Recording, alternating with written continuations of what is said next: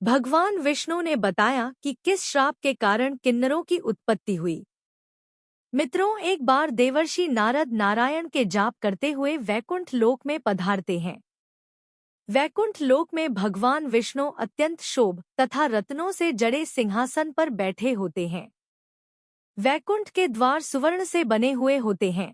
देवर्षि नारद वैकुंठ के द्वारों को पार करते हुए उस स्थान पर पहुंच जाते हैं जहां भगवान विष्णु बैठे होते हैं और उन्हें प्रणाम करते हैं। देवर्षि नारद को देखकर भगवान विष्णु कहने लगते हैं, हे देवर्षि नारद, आइए, वैकुंठ लोक में आपका स्वागत है। नारद जी प्रसन्नता से भगवान विष्णु को बारंबार प्रणाम करते हुए कहते हैं, सृष्टि के पालनहार, संसार का संचालन करने वाले जनार्दन, समस्त भूतों में आप ही का वास है। तीनों लोकों में आपकी ही माया फैली हुई है। आपके चरणों में कोटि कोटि नमन। भगवान विष्णु मुस्कुराते हुए कहते हैं, हे देवर्षि नारद, आज आप बड़ी दुविधा में दिखाई पड़ रहे हैं। अवश्य ही आपके मन में कोई शंका उत्पन्न हो रही है और आप आज कोई समाचार लेकर आए हैं। तब देवर्षि नारद कहते हैं, हे प्रभु, आप तो सर्व ज्ञाता है। तीनों लोकों में निवास करने वाले सभी प्राणियों के अंदर आप ही का वास है। आपसे कुछ भी छिपा हुआ नहीं है। हे प्रभु, वैकुंठ लोक में मैं किस उद्देश्य से आया हूँ, यह भी आप भली भांति जानते हैं। भगवान विष्णु कहते हैं, हे देवर्षि नारद, मैं जानता हूँ कि आप चिंता में क्यों हैं और आपकी इस अवस्था को मैं समझता हूँ। आज आप जिस शंका को दूर करने के लिए आए हैं वह समस्त मानव जाति के कल्याण के लिए ही है, इसीलिए आप निसंकोच होकर पूछिए। फिर देवर्षि नारद कहने लगते हैं, हे प्रभु, यदि आप आज्ञा दे तो मैं आपसे एक प्रश्न पूछने के लिए आया हूँ। हे प्रभु, ब्रह्मदेव ने सृष्टि की रचना करते समय स्त्री और पुरुष का निर्माण किया था और दोनों को एक दूसरे के पूरक बनाया है। किंतु हे प्रभु, किन्नरों की उत्पत्ति कैसे हुई जो पूर्ण रूप से पुरुष है और ही स्त्री है? भगवान विष्णु कहते हैं, हे देवर्षि, आज तुमने उचित ही प्रश्न किया है। आपको एक प्राचीन कथा सुनाता हूँ। इस कथा के माध्यम से आपको आपके सभी प्रश्नों के उत्तर मिल जाएंगे। जो भी मनुष्य इस कथा को एक बार सुन लेता है उसके सारे पाप नष्ट हो जाते हैं। जो इसे बार बार सुनता है उसके सभी दुख दूर होते हैं। देवर्षि नारद जी कहते हैं, प्रभु, आप कथा सुनाइए, मैं इस कथा अवश्य ही मन से सुनूंगा और तीनों लोक में प्रचार प्रसार करूंगा। कथा को सुनाते हुए भगवान विष्णु कहते हैं, पूर्व काल की बात है। पृथ्वी लोक पर महाराज सुदामा नाम के एक राजा राज्य किया करते थे। वे बड़े ही पराक्रमी, धर्मप्राय, सत्य धर्म का पालन करने वाले शूरवीर और जितेंद्रिय थे। उन्होंने अपने कर्मों से कुल का गौरव बढ़ाया था। महाराज सुदामा दानशील और विद्वान थे। उनके राज्य की प्रजा उनसे अत्यंत संतुष्ट रहा करती थी। एक दिन महाराज सुदामा घोड़े पर सवार होकर शिकार करने के लिए जंगल में चले गए। उनके साथ सिपाही और कुछ मंत्री भी थे। महाराज ने अपने कानों में कमनीय कुंडल पहने थे। उनके पास पिनाक नाम का धनुष था और बाणों से भरा हुआ धारण करके वे जंगल में भ्रमण करने लगे। उसी जंगल के पास एक शिव नाम का वन था जो बहुत ही सुंदर दिखाई पड़ रहा था। वह वन दिखने में अत्यंत सुंदर किंतु भयभीत करने वाला था। उस वन में भगवान शिव की माया फैली हुई थी, जिस कारण से वह वन पृथ्वी पर स्वर्ग की तरह प्रतीत हो रहा था। अनेक जंगली पशुओं की ध्वनि दूर दूर से सुनाई पड़ रही थी, जिसे सुनकर राजा का मन सुख की अनुभूति कर रहा था। कोयल पक्षियों की मधुर ध्वनि कानों में पड़ने से महाराज सुदामा अत्यंत प्रसन्न हो रहे थे। जैसे ही महाराज सुदामा ने शिव नाम के उस जंगल में प्रवेश किया, उसी क्षण उनका शरीर स्त्री रूप में बदल गया। महाराज का घोड़ा भी घोड़ी के रूप में बदल गया। उनके साथ आए सभी सिपाही और मंत्री भी स्त्री बन गए। अचानक हुए इस विचित्र बदलाव को देखकर महाराज और सभी सिपाही आश्चर्यचकित हो गए और चिंता में पड़ गए। वे मन ही मन सोचने लगे, यह क्या हो गया? महाराज सुदामा अपने स्त्री रूपी शरीर को देखकर बहुत दुखी होकर लज्जित हो गए और अपने सिपाहियों से कहने लगे, यह हमारे साथ क्या अनिष्ट हो गया है? हम सभी अचानक से पुरुष से स्त्री कैसे बन गए? अब हम क्या करें? स्त्री का शरीर लेकर हम घर कैसे जाएं? और कैसे मैं राज्य का संचालन करूंगा? हमारी प्रजा हमें देखकर क्या कहेगी? देवर्षि भगवान विष्णु से कहने लगे, हे प्रभु, आपने यह बड़े आश्चर्य की बात कही है। देवताओं के समान तेजस्वी राजा सुदामा को स्त्री का शरीर कैसे प्राप्त हो गया? इसका क्या कारण है? कृपया बताइए। उस रमणीय वन में राजा ने ऐसा कौन सा कार्य किया जिससे उन्हें स्त्री का शरीर प्राप्त हुआ? कृपा करके विस्तार से बताइए। तब भगवान विष्णु कहने लगे, हे देवर्षि, इसके पीछे भगवान शिव की ही माया है। भगवान शिव की माया से ही महाराज सुदामा को और उनके सिपाहियों को स्त्री का शरीर प्राप्त हुआ है। इसलिए अब तुम इसे ध्यान से सुनो। एक समय की बात है, भगवान शिव और देवी पार्वती इसी वन में एकांत में विहार कर रहे थे। तभी संकादित मुनियों ने 10 दिशाओं को प्रकाशित करते हुए भगवान शंकर के दर्शन करने के लिए उस वन में आ गए। संकादित मुनियों की किसी भी प्रकार बंधन नहीं है। वे बिना किसी के आज्ञा के बिना कहीं भी आ जा सकते थे। जब चारों मुनि भगवान शंकर के दर्शन के लिए उस वन में आ गए तो उन्होंने देखा कि देवी पार्वती और भगवान शिव एकांत में विहार कर रही थे। संकादित मुनियों को अचानक आता देख देवी पार्वती लज्जित हो गई। तुरंत भगवान शिव से दूर होकर खड़ी हो गई। जब उन चारों मुनियों ने देवी पार्वती और शिवजी को एकांत में विहार करते हुए देखा तो वे तुरंत ही वहां से लौटकर नर नारायण के आश्रम की ओर चले गए।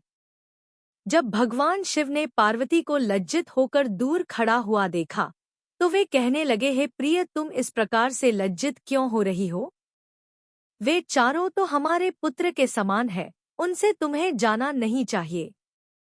देवी पार्वती कहने लगी, हे प्रभु, स्त्री को अपने पुत्र के सामने भी कभी पति के साथ विहार नहीं करना चाहिए। उसे सदैव ही मर्यादा में रहना चाहिए।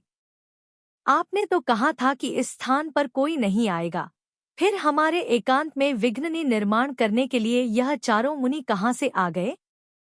आप तुरंत ही कोई ऐसा उपाय कीजिए जिससे कोई भी इस वन में न आए, नहीं तो मैं इस स्थान से चली जाऊंगी। तब भगवान शिव ने कहा, हे प्रिय, ठीक है, तुम्हारे इस दुख को दूर करने के लिए मैं अभी उपाय करता हूँ। हे प्रिय, आज से ही इस वन में कोई भी पुरुष भूल से भी आएगा तो वह स्त्री हो जाएगा। हे देवर्षि, उस दिन से जो भी उस वन में जाता है वह स्त्री बन जाता है।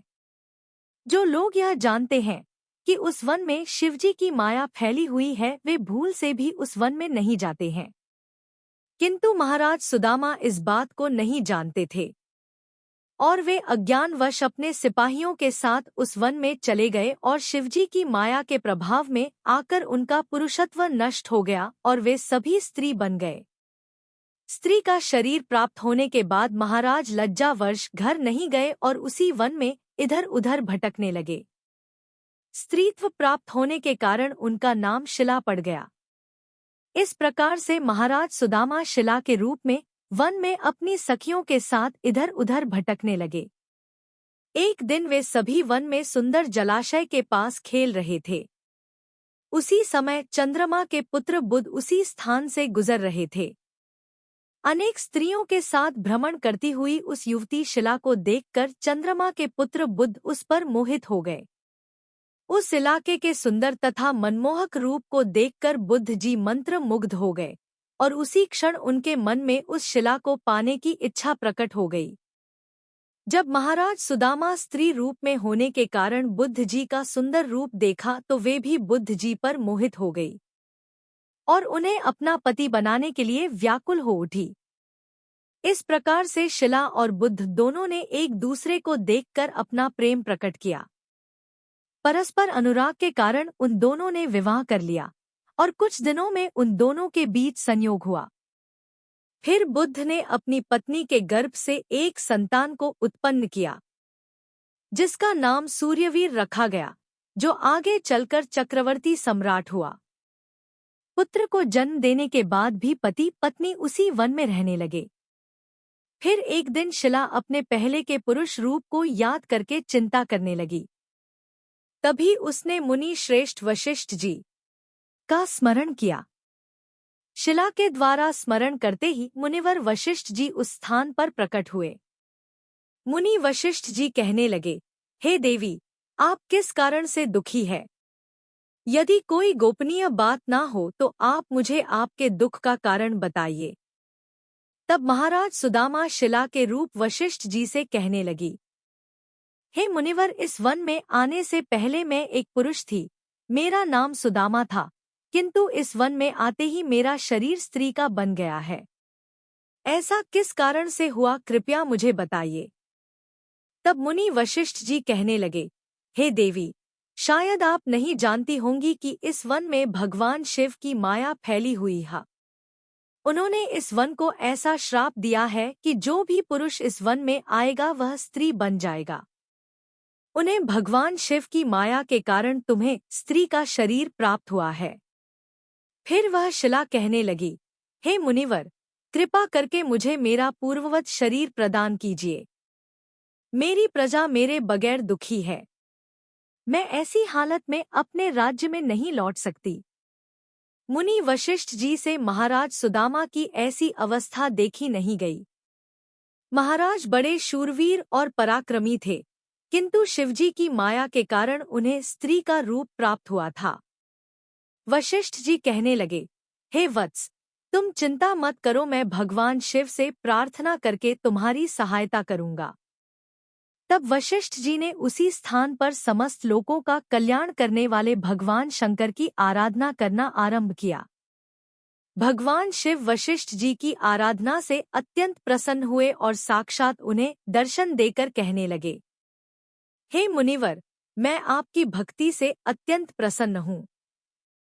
आपको जो भी मनोवांछित वर चाहिए उसे मांग लो। तब वशिष्ठ जी भगवान शंकर से कहने लगे, हे प्रभु, आपके दर्शन से मेरा व्रत सफल हुआ।